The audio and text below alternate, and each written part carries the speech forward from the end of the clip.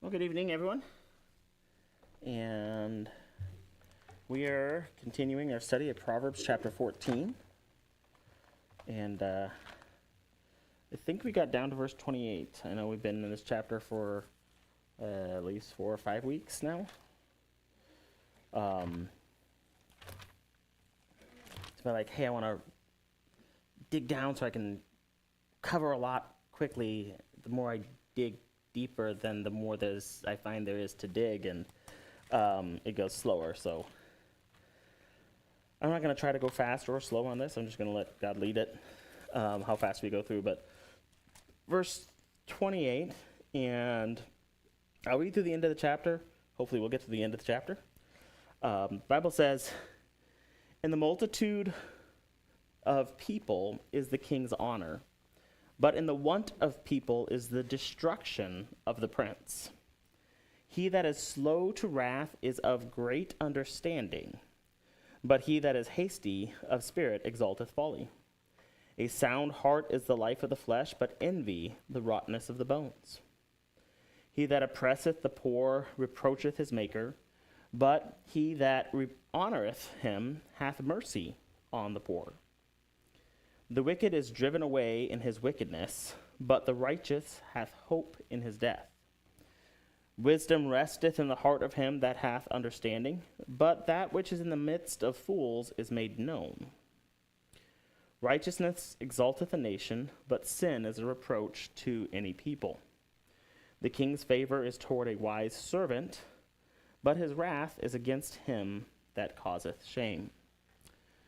Now, the book of Proverbs was written primarily by Solomon. There are parts in there that he is quoting David. There are parts in there that it says it's written by a different king, the words of Agar. But most of it is written by Solomon, specifically to his son, Rehoboam, who would be the next king of Israel. And so there's a lot of, it brings up, it says for a king, for a prince, for someone in leadership, it doesn't just apply to royalty. This applies to anybody who has or wants to have or should have influence over others. Now, the kingdom that you are over might consist of your home, maybe your work, maybe you have a ministry at a church that you're leading. Maybe it involves just a group of friends that usually they'll listen to you more than they listen to other people. You say, well, I'm not leading this group. Well, are they listening to you? Yeah, you're leading them. Maybe it's at work. Maybe you do have more followers there than you think. But all of us at some point will find ourselves in some position of leadership. Whether we have one follower or 1,000 followers, we are called to be leaders. And for a lot of us, now there's some people that I guess you say, is that a born leader? Leaders aren't really born, they're made by God. I mean, yes, God can decide that he wants this person to be a leader before they're born, but they got to make the choices to follow him. Some of us don't naturally feel like we want to be leaders. But there is that call in being a witness, going to all the world, preaching the gospel to every creature, teaching, baptizing them, and teaching them to observe all things. That's a call to leadership. And as Christians, we need to come to grips with the fact that, like it or not, we are called to positions of leadership. And Solomon, in writing Proverbs, addresses leadership a lot.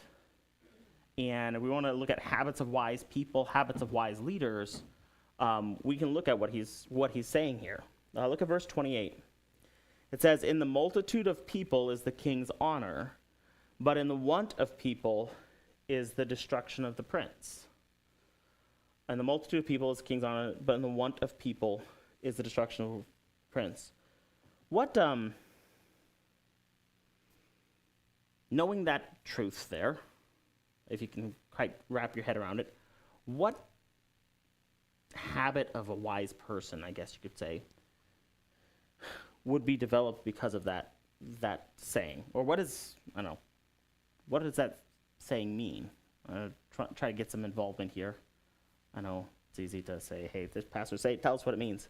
In the multitude of people is a king's honor. What do you feel that means? Any thoughts?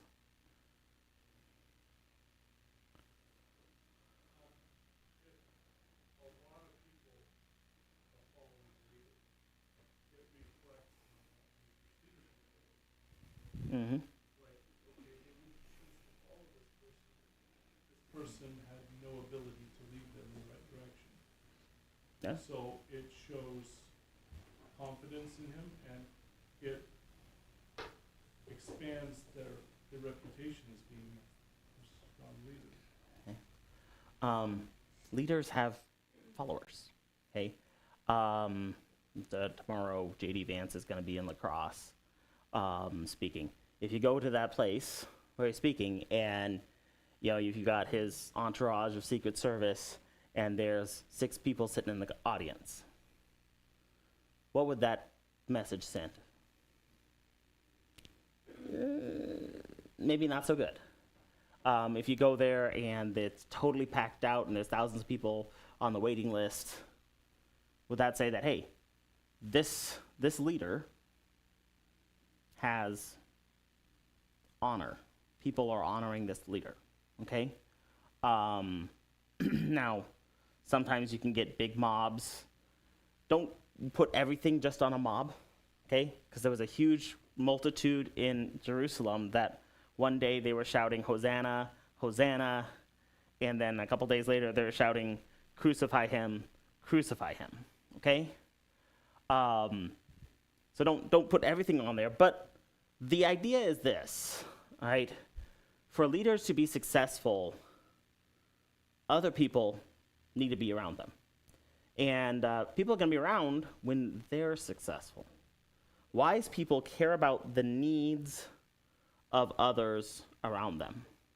If someone was going to be, hey, I'm the boss, I now have the title of boss, I'm in charge, I don't care what you need, I'm the one saying what you do, this is what we're going to do, and I'm in charge of it all, okay? Someone who leads with that idea where, hey, I don't really care about you, we've got a job, okay? They're focused on the job, okay? Some people that they get promoted because they're task-oriented and they can get it done, okay? But they struggle at a certain point because they're like, yeah, no, I had to work 2 shifts back to back to back because my employees kept quitting on me, and so I've just got to stay and get the work done. And these people are such bad employees. Well, why don't they want to work for you? That's a good question to ask. Being the difference between just being a boss saying, hey, I got to get this task done versus I'm a leader, I want to get my team developed so that they can get the job done. Well, the other boss might be able to get the job done faster the first time. But if you can develop the whole team, then by the end of the year, your team is working 7 times as fast as it would have been because they're now working together as a team.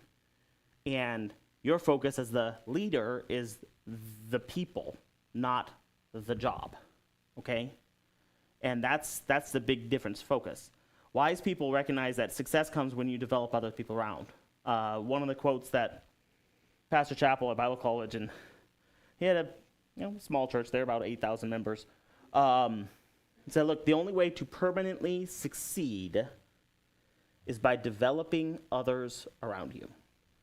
And he taught a class, the only class he regularly taught was Friday afternoon to all the preacher boys class. And he could be doing meetings in different cities all around America. He would make sure he'd fly back to be back by Friday afternoon so he could teach that class. Because he wanted to instill in us young people aspiring to be pastors that, hey, these are the leadership, Christian leadership. And this was a quote that he'd said again and again and again and again. The only way to permanently succeed is by developing others around you. And wise people, they value people more than things or positions or other things. And they value the success of those people. When they say, hey, there's people here, not just popularity, okay, but saying, I've got these people and I care about them, okay? It says, in the want of people is the destruction of the prince. Okay? Rehoboam really didn't listen to this specific piece of advice, okay? He had all the people came up and said, hey, your dad was an awesome king, and he built some of the most amazing world wonders. Well, we built some of the most amazing wonders in the world while he was here, but we've been doing a building project for the last 40 years, okay? We've just been doing just constant building program, okay?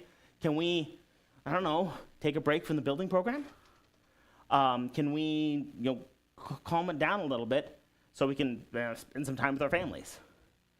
And Solomon's counselors told Rehoboam, look, let them have, lower the taxes, lower the amount of work that they need to do for you, and the people will love you, and you'll have these people who will follow you your whole life.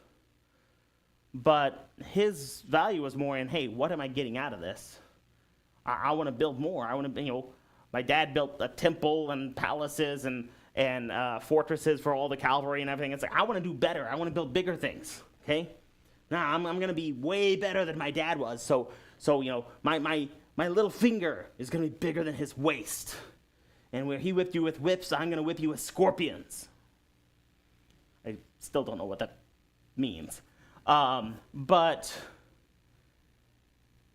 at the end of the day, when people said no, he's like, well, I'll stop you. I'm the king of 2 tribes. All the other people left. The want of people is the destruction of the prince. It's like, all right, men, go get him. Hey, where'd everybody go? Arrest Jeroboam. Why are you all standing beside Jeroboam? The people didn't follow him anymore. And you can have good ideas, but if you can never get other people, if you never support other people, your ideas aren't going to go anywhere. And developing people, that wise people look at that. And, read books on leadership and stuff, and says that the higher up in leadership you get, more higher executive levels, the less and less decisions about the actual work that you're doing matters. You're not deciding what the company does. You're deciding who is in those positions. And that's why Microsoft, the owner, he was able to go to the CEO of PepsiCo and said, hey, how long are you going to be content selling sugar water? Why don't you come over and be CEO of Macintosh? I don't know if it was called Apple then or Apple. He came over and did really well. Why? Because sugar water, Pepsi is really similar to computers? No. But people are people. And that's what companies need, is people, someone who understands how to work with people. And a leader, wise people recognize the value of other people. And we'll see that actually several times in the rest of this passage here. So, multitude of people is king's honor, but in the want of people is the destruction of the prince. He that is slow to wrath is of great understanding, but he that is hasty of spirit exalteth folly. Maybe that's an easier one to explain. Anyone illustrate that? Ideas? Someone slow to wrath is of great understanding. He that is hasty of spirit exalteth folly. The second part of that's probably easier to illustrate. You can probably think of a lot of illustrations. To be hasty of spirit means your attitude can change just like that. Something happens that upsets you and you're full on, full angry, all at once. You're going to jump to that emotional conclusion right then, okay? this person's doing it because they're trying to be rebellious, and I've got to stop this rebellion, and rebellion is horrible. Rebellion is a sin of witchcraft. And so, after you've gone through all this, you've got the Bible verses behind your righteous indignation, you go in there and you blow up at your 2-year-old because they left the toy on the floor. And it's like, but rebellion is as a sin of witchcraft, and that's, okay, it's easy to jump really quick with our emotions. Wise people have control over their emotions. Okay? Kid comes up and they say something or do something. Can I count to 5 before I react? Okay? They just, you're standing there and they open the fridge and you're watching as they drop a gallon of milk on the floor and it just explodes. Or, as they do something, okay? A wise person, they realize that, hey, there are things that are going to trigger me. They're going to make me explode. They're going to make me lose control of who I am. Now, emotions are really, really awesome. God gave us the ability not just to sense with our 5 senses, touch, smell, taste, hearing, sight. He gave us emotions where we can feel ideas much stronger than we can feel physical things. Okay, he gave us these emotions. Some of it is chemical. We have endocrine system putting out different hormones in our body because of different things happening, but some of it is mental, where we can decide things and we have these feelings, which they're amazing. And God gave us these feelings for us to be able to more fully appreciate his creation and to be able to function in that. God is a God of feeling. He is touched with the feelings of our infirmities. Okay? And it's, some people, they look at, hey, if someone loses their temper or they're easily get thrown off, and they talk about emotion as though it's a bad thing. Oh, that person's just too emotional. This is bad. That's too emotional. Emotions are very good. Because I've seen people in leadership or Christian leadership where they said, I don't want to get thrown around for my emotions, so I am going to starve out and kill all of my emotions. I'm not going to lose it in anger, but I'm also not going to be able to love you. I'm not going to be, touched with greed, but I'm also not going to be touched with sympathy. Okay? I'm not going to get all giddy and super excited, but I'm also not going to cry with you and feel sad when something bad happens. Okay? We can't make ourselves numb to our emotions. We can't kill our emotions. We need them because God is emotional. He has emotions as well. And we communicate. That's part of how we communicate with other people. We say, hey, having other people, wise people recognize the value of other people. We need to have emotions to be able to communicate with other people. But here's the key. Emotions are very important, very critical tools that we have to be able to communicate, to be able to feel, to be able to experience the world around us. They are very useful, very good tools. It's a blessing God gave them. But they make horrible masters. If your emotion controls you,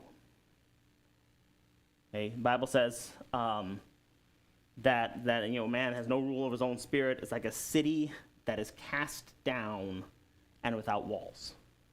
There's no defense. There's no protection to that city. If someone can lose their temper just like that, if somebody wants to get you in trouble, all they just have to do is they just walk up and say the 2 or 3 trigger words that will make you blow your top at the wrong time, and you're in trouble because you didn't have any control over that. Wise people recognize, hey, this is where I'm sensitive. This is where I'm most likely to lose my temper. This is where I'm overly sympathetic. Anger is the easy one to look at, but some people, They're controlled by the emotion of compassion.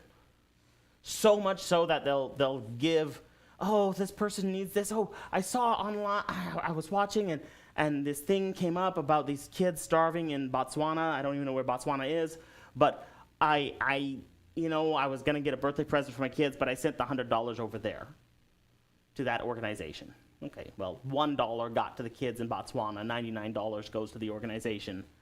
And your kids now don't have what they needed. If you can get ruled by the emotion of sympathy, people can control you there. Ruled by the emotion of anger, people can control you there. Some people are ruled by the emotion of lust. Some people are ruled by the emotion of happiness. Some people are ruled by the emotion of sadness. I'm just so sad. It's just overwhelming, and I have no ability to go there. Okay? We need our emotions. We need to be able to feel. But we also need to be able to rule our spirit. And the Bible talks a lot about how to do that in other places, bringing into captivity the things, having our hope in God, love, joy, peace, long-suffering, gentleness, tenderness, meekness. Okay? That's all ruling your spirit. Okay? Temperance and long-suffering. Okay? Temperance, you're controlling things. Long-suffering means I can endure with patience the shortcomings in others. I don't blow my top all the time. Okay? It says, he that is slow to wrath is of great understanding. See, if I blow up really quickly when my kids are trying to tell me something, I don't hear the whole story. But if I can be slow to getting really angry, I'll start to understand a lot more really quick. And we need to be able to do that. If we're finding that, hey, a lot of my days are controlled just by, hey, I'm feeling this way, I'm feeling this way now. Is it medical? To get the medical help you need, but sometimes it is. It's just the emotional thing, and that's important. Okay, it's not it's all in your head. Well, okay, brain cancer is all in your head too. Does that mean it's not real? Does that mean it's not important? Your brain is a very critical part of your body. Saying something's just in your head, that doesn't really mean much. It's very important. And the next verse goes even further. Verse 30, a sound heart is the life of the flesh, but envy the rottenness of the bones. I think this directly ties with the previous verse, being in control of your anger. But here it's saying the sound heart is the life of the flesh, but envy the rottenness of bones. A sound heart, that's your mind, your will, your emotions. Wise people recognize that their mental and emotional strength and health matter. They'll also recognize that the mental state, the emotional state and health of other people matter. If you go back to the first verse where it says, hey, if you want to be successful as a king, you've got to have people around you. People are important. That is your business. Your business is people. Your business is not kingdom and castles and armies and gold and that and laws. Your business is people. And what's really important for people is their their mental health. That's a big deal. A sound heart is life to the flesh. Okay? You realize when our mental health is strong, it helps our physical health. Okay? If you are, now it gives the example here of envy being the rottenness of bones. Okay? Envy, anger, stress, a lot of those other things. You type all those negative feelings, negative emotions, okay? Study after study after study has directly linked those to physical health issues that people have, okay? Envy is the rottenness of the bones. I don't know if there's been a study by doctors specifically on the emotion of envy and doing that to an orthopedic surgeon to study the health of the the bone marrow tissue, if that's something that's literally is that happening, or if this is more of an analogy and saying, look, if your heart and your, which again, that's, your mind, your will, your emotion, all of that put together, if that is in the right place, that's going to help the rest of your body.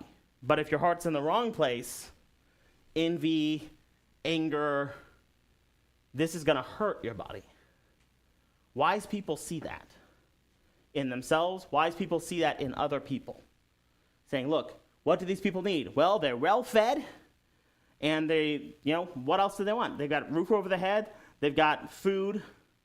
Well, are they hurting emotionally? That's a deal. That's part of what they need. And a wise leader is going to look to those needs just as much as he's going to look at the physical needs of what these people need. Okay? Now, maybe a long-term emotional issue, if they're starving to death, maybe you need to give them food first, and then you can deal with the emotional issue. Some people suggest that the physical, if there's a life and death immediate survival need, that would come first, but the emotional matters. And we need to recognize that as Christians. I think far too many Christians, they get this idea that if you're overcome with grief, well, you're just weak in your faith. Can't you just have faith in God? Yeah, we can have faith in God, hope in God. We'll talk about that here in just a little bit. But that you have to be able to feel those emotions, okay? And numbing the emotions doesn't help you. You need to learn how to, okay, here's my emotions. What do I do with that? How do I use this to glorify God? And we learn with that. Wise people recognize that, the importance of this. And let's go on to this, verse 31. He that oppresseth the poor reproacheth his maker, but he that honoreth him hath mercy on the poor.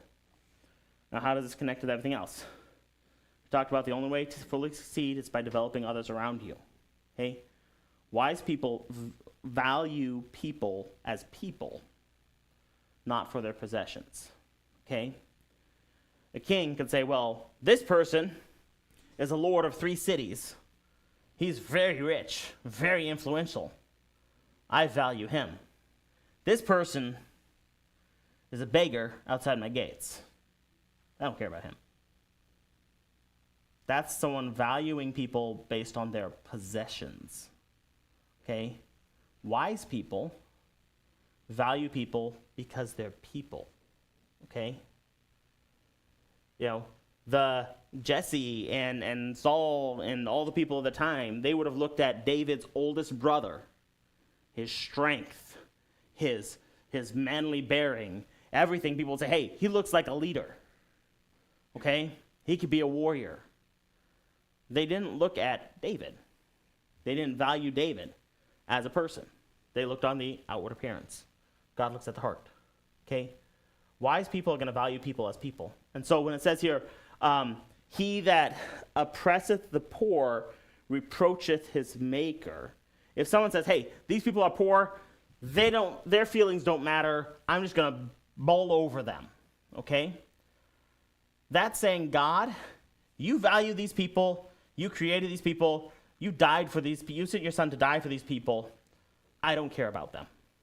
I'm just going to bowl over them to get what I want because I have the money and I get to make the rules and I'm stronger than them, I'm more powerful than them, I'm more influential than them. I'm just going to take that over. Okay? That's someone who they don't value people and they don't value God. Okay? It's a reproach to God. It's saying, God, those people weren't good enough. I'm just going to bowl over them. Okay? But if someone who's wise is going to, it says here, but he that honoreth him, so someone who wants to honor God, honor his maker, is going to have mercy on the poor. Okay? When we have mercy on the poor, we're valuing our Creator. Okay? And we are saying, God, you were there for this person. You care for this person. You sent your son to die for this person. This person is important. Okay? and you gave me mercy, I'm going to have mercy on them. I'm going to help them. Okay? And that's wise people recognize, look, if this poor person is down on their luck, they don't have anything.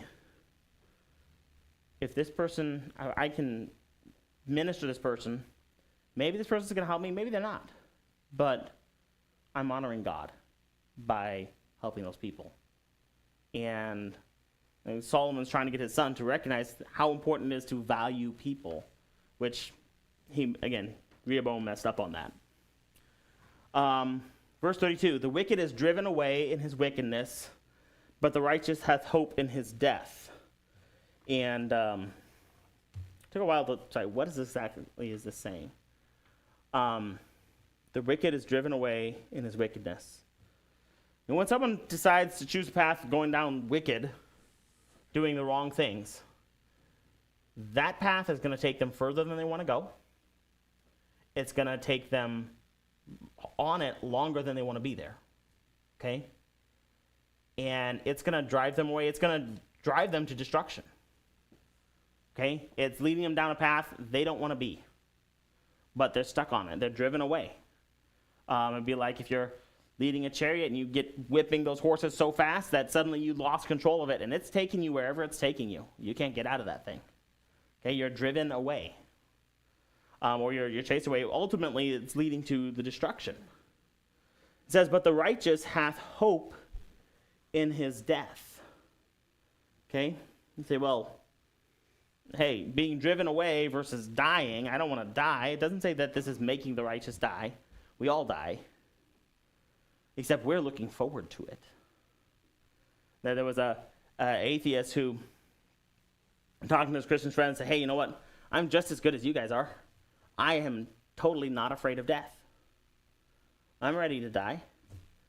He said, I'll just cease existing. He said, I don't believe in hell, or I don't believe in heaven. I'll just stop existing. I'm ready for that.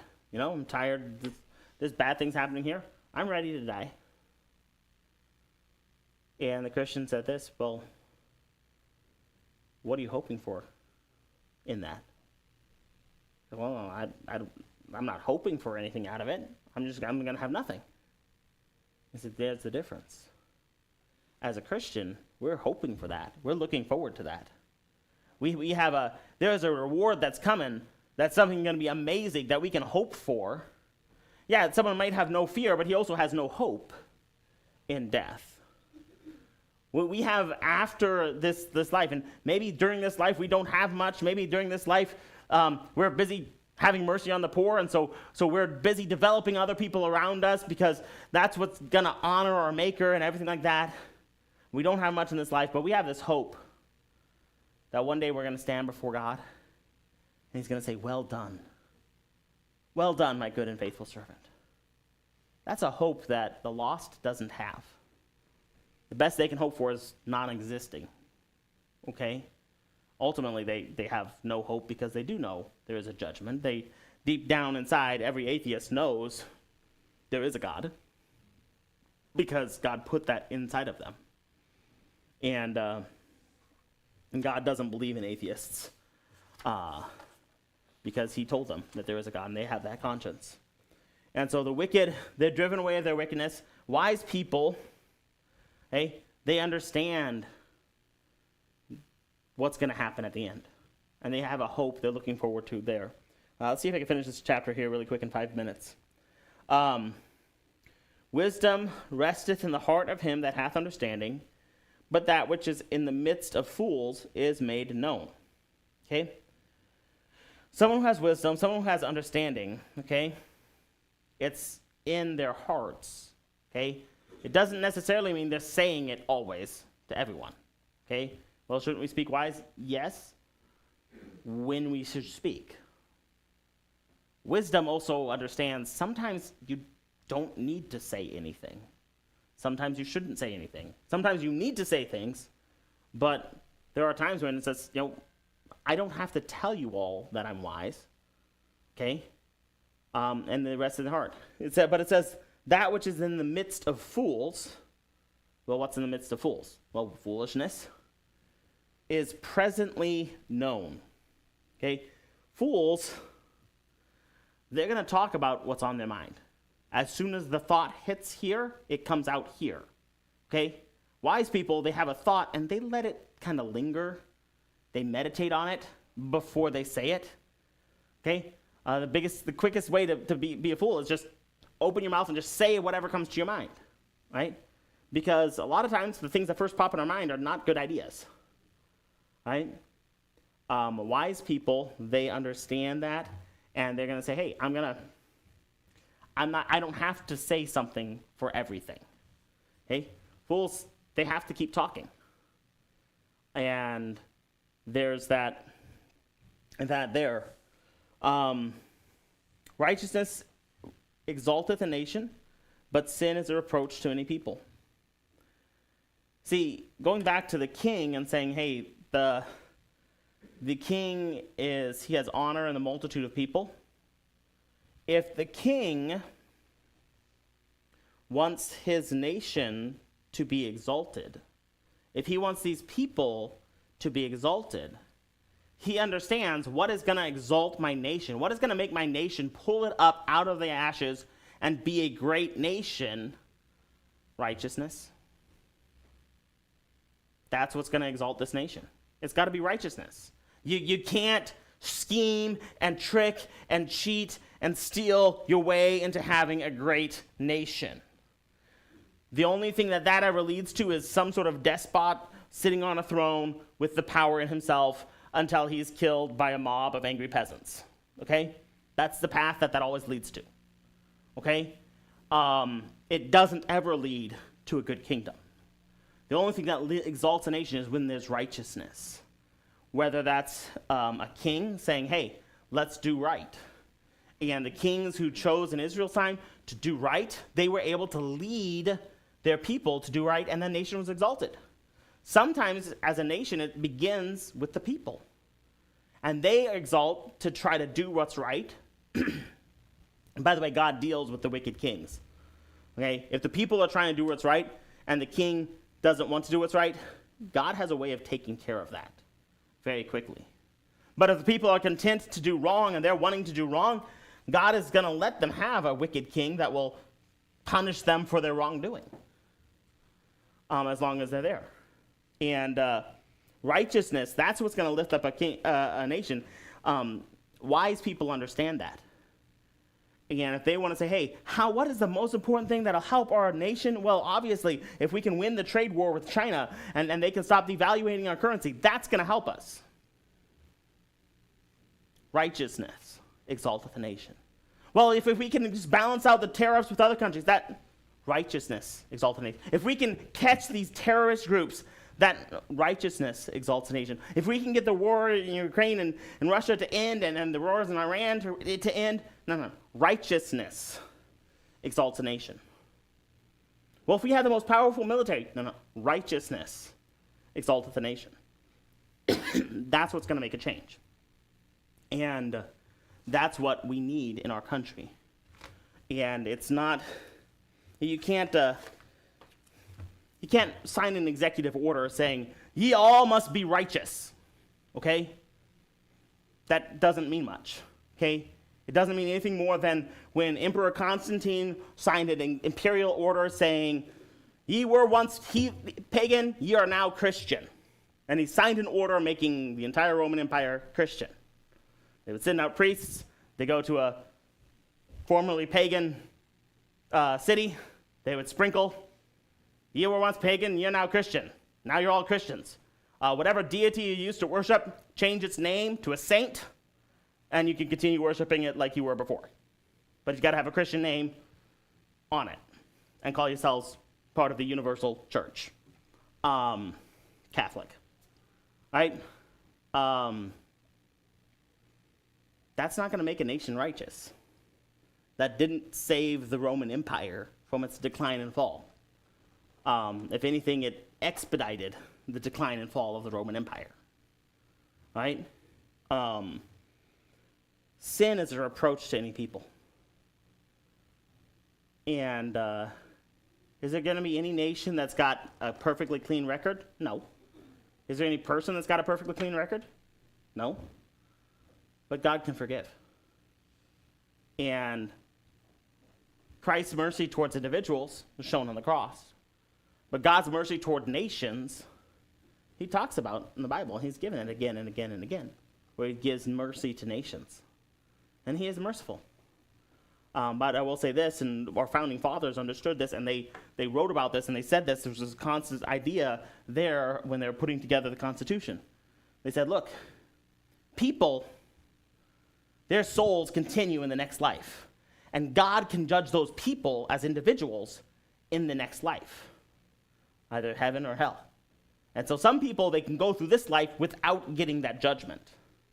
But nations, they don't pass over into that next life. So God can't judge a nation in heaven or hell. The judgments that God sends for a nation happen here in this life on this earth. And our founding fathers understood that. And they understood that sin was a reproach to any people. They said we need to be a just nation, one nation under God. And that's what leads to the next verse. The king's favor is toward a wise servant, but his wrath is against him that causeth shame. You know, wise people, they receive favor. You know, a king who knows that his honor is in the multitude of people, if he's got a servant that's being wise, that's helping multitude of people. He's going to give favor to those people and help those people out.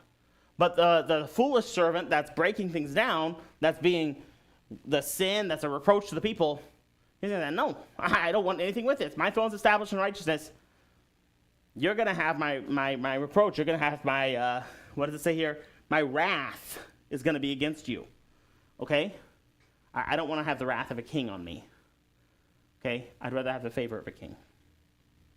And when we serve again, a lot of these verses, they all deal with people horizontally with us, people who are over leaders, or if we're following a leader. If we're a wise servant, we're going to get that favor. Okay? Potiphar, he had favor toward Joseph. Pharaoh had favor toward Joseph. Nebuchadnezzar, Darius, Cyrus, they all had favor toward Daniel. Okay? This is a wise servant. I'm going to favor him. I'm going to make this person, hey, you run the kingdom. You can do a better job than me. You've been running this kingdom since before I was born. Have at it. Okay? I'll just sit on the throne. Okay? And that's just kind of how the shift happened between, when Darius came in and then when Cyrus came in. Like, Daniel's been running this kingdom since Nebuchadnezzar's time. You just keep running it. In fact, here's my provinces. You run them too, and I'm just going to sit on the throne. Favor toward a wise servant. And we need to be those wise servants and value people as God values people. When we look at that, okay, we're going to make a lot more wise decisions and realize that, yes, we are called to positions of leadership. Don't know how many people that we have following us, but all of us do have positions of leadership, and we need to follow that. So let's pray.